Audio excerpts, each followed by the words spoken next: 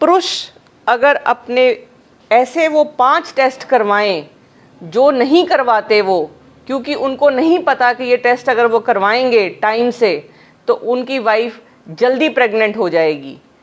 वो जो कारण हैं जिनकी वजह से वो प्रेगनेंसी नहीं हो पाती है, सिर पकड़ के बैठ के रिपोर्ट्स, इतनी मोटी फाइल तैयार हो जाती है पेशेंट्स की, उसी टेस्ट को बारी बारी सीमन एनालिसिस एक टेस्ट कराते हैं जिसमें वो वीर्य की जांच बारी बारी कराते रहते हैं और आगे टेस्ट कोई और का करता नहीं है, उनको कोई सलाह नहीं देता है, इसलिए वो टेस्ट नहीं करा पाते।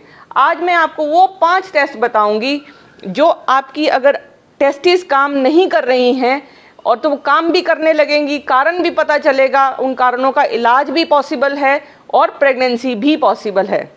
सबसे पहले जो सबसे कॉमन चीज़ है, जो ये वाला एरिया होता है, ये शरीर से बाहर होता है जिसको हम स्क्रोटम बोलते हैं। स्क्रोटम के अंदर टेस्टिस होती हैं, एक ऊपर और एक नीचे। इन टेस्टिस में से पाइप्स निकलती है और वो आके पीनिस में अटैच होती है और उससे सीमन निकलता है। अब कहीं ना कहीं जहाँ प्रॉब्लम है वो शुरू होता है हिस्ट्री एग्जाम से पहले। आदमी से कोई भी ये बात नहीं करता कि वो क्या तंबाकू, बीड़ी, सिगरेट अगर कुछ भी लेता है तो उसके स्पर्म्स कम हो जाएंगे। पहली चीज़ है उससे बात करी जाए, क्या वो काम करता है जिसकी वजह से ये दिक्कत है। दूसरा, उसको एग्जामिन करना बहुत ज़रूरी है कि कई बार यहाँ पे हर्निया होता है या फिर नसें फूली हुई होती हैं। ये जो नसें हैं जब ये फूल जाती हैं तो इनमें टेम्परेचर बढ़ जाता है। इनका टेम्परेचर बढ़ने से जो टेस्टिस है उसके अंदर जो स्पर्म होते हैं वो डैमेज हो जाते हैं। नंबर आपका रिपोर्ट में ठीक आएगा, कभी ज़्यादा आएगा कभी कम आएगा, लेकिन प्रेगनेंसी नहीं हो पाएगी क्योंकि जो स्पर्म है वो एग के अंदर नहीं जा पाता क्योंकि वो हीट से डैमेज हुआ है। नीचे कोई हर्निया है, कोई हाइड्रोसील है, यहाँ पे पानी है, भारीपन है, यहाँ पे नसें फूली हुई हैं, इनमें से कोई भी एक चीज़ है। सो लोकल एग्जामिनेशन, इस एरिया का एग्जामिनेशन बहुत ज़रूरी है।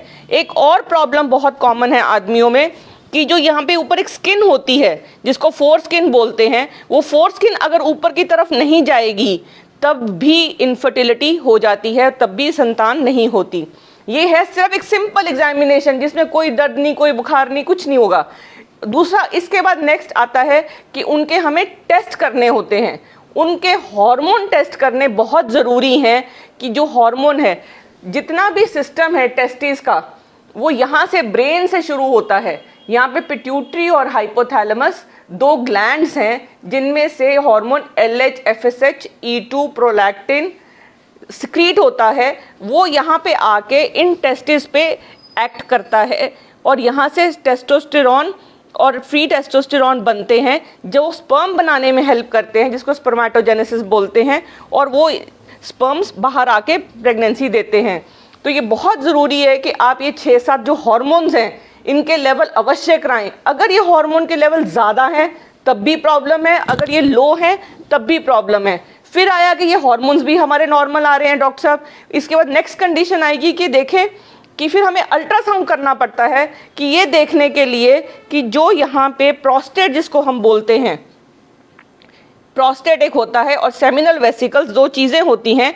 ये यहाँ पे दिखाएंगे, ये जो एक ऑर्गन है आदमी के अंदर होता है जिसको प्रोस्टेट बोलते हैं। ये जब प्रोस्टेट के अंदर इन्फेक्शन हो जाती है, सेमिनल वेसिकल्स के अंदर इन्फेक्शन हो जाती है, तो पस सेल्स आने बंद नहीं होते, पस सेल्स भी आते हैं। प्लस जो ये रास्ता है, जो पेशाब का जो ये रास्ता है और जो वास डेफरेंस है जिसमें से स्पर्म आने हैं, वो दोनों आपस में कई बार क्रॉस कर जाती हैं और मिल जाती हैं, जिसकी वजह से बारी बारी यूरिन में इन्फेक्शन होती है और बारी बारी स्पर्म्स में इन्फेक्शन आती है। तो ट्रांस रेक्टल यूरेथ्रल स्कैन बोलते हैं उसको, यूरिनरी स्कैन, वो पॉटी वाले रास्ते में से एक ऑर्गन, एक ट्रांस स्कैन डाला जाता है, पतला सा स्कैन होता है, दर्द कोई नहीं होती। उससे इस प्रोस्टेटाइटिस प्लस सेमिनल वेसिकल्स की जो इन्फेक्शन है वो पता चलती है। कई बार ट्यूबरकुलोसिस हो जाती है, क्लेमाइडिया है, गोनोरिया है, ये जो इन्फेक्शंस हैं ये स्पर्म्स डैमेज करते हैं। प्लस अगर इनकी कण आपके सीमन में पड़े रहेंगे तो ये प्रेगनेंसी होने नहीं देंगे, प्लस आपकी वाइफ को भी इन्फेक्शन होने के चांसेस बढ़ जाएंगे। इसलिए बहुत ज़रूरी है पहला हुआ एक एग्जामिनेशन, फिर हॉर्मोन्स, फिर ट्रांसरेक्टल स्कैन या स्क्रोटल वेरिकोसील, एक कंडीशन जो सबसे कॉमन है। उसमें क्या है, नसें फूल जाती हैं, नसें फूलती हैं तो टेम्परेचर बढ़ता है। कई बार देखने में नसें नहीं फूलती तो अल्ट्रासाउंड में खड़े होके अल्ट्रासाउंड होता है, जिसमें रंगीन अल्ट्रासाउंड है।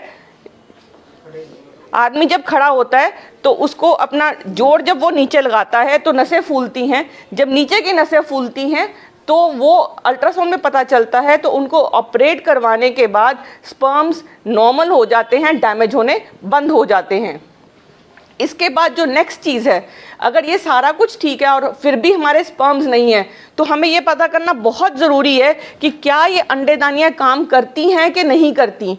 तो इनके लिए बहुत ज़रूरी है कि इसमें से एक सुई से टेस्ट करा जाता है, जिसको टेस्टिकुलर बायोप्सी या FNAC बोलते हैं। स्पर्म्स अगर इसके अंदर हैं तो उन स्पर्म्स को फ्रीज कर लिया जाता है, तो टेस्ट ट्यूब बेबी से प्रेगनेंसी हो सकती है। इसके अलावा जो सबसे बिल्कुल एक बेसिक टेस्ट होता है, सपोज किसी आदमी के स्पर्म्स नील आ रहे हैं, तो ये पता करना बहुत ज़रूरी है कि वो बन रहे हैं या नहीं बन रहे। अगर बन रहे हैं तो बाहर नहीं आ रहे, बाहर नहीं आ रहे, इनका टेस्ट होता है फ्रक्टोज लेवल। फ्रक्टोज लेवल अगर प्रेजेंट है तो इसका मतलब स्पर्म्स कहीं ना कहीं बन रहे हैं और बाहर नहीं आ रहे, और फ्रक्टोज लेवल अगर नहीं है तो इसका मतलब स्पर्म्स बन नहीं रहे। अगर यहाँ पे जो प्रॉब्लम है, अगर टेस्टिस के अंदर प्रॉब्लम है, फिर भी उम्मीद होती है कि हम प्रेगनेंसी करवा सकते हैं। आजकल साइंस उस लेवल पे पहुँची है, जैसे कई सारे तरीके हैं जिससे हम प्रेगनेंसी कर सकते हैं, जिसको टीज़ा, पीज़ा, मीज़ा, टीज़ी, ये तरीके हैं जिनसे प्रेगनेंसी ली जा सकती है। तो यही वो 5 चीज़ें हैं जो हमें ध्यान रखनी है कि टेस्ट एक के बाद एक कराने चाहिए। ये नहीं सोचना चाहिए कि अगर हमारा टेस्ट नॉर्मल आ गया है, कई बार नॉर्मल टेस्ट के बावजूद भी स्पर्म्स काम नहीं करते, तो स्पर्म के फंक्शन टेस्ट करने चाहिए और उनकी इम्यूनो लेवल्स, इम्यूनोलॉजिकल टेस्ट भी आते हैं। कई बार एंटीबॉडीज़ बनती हैं, लेडी के अंदर से टेस्ट करा जाता है, जिससे ये पता चलता है कि ये स्पर्म्स काम करेंगे कि नहीं करेंगे।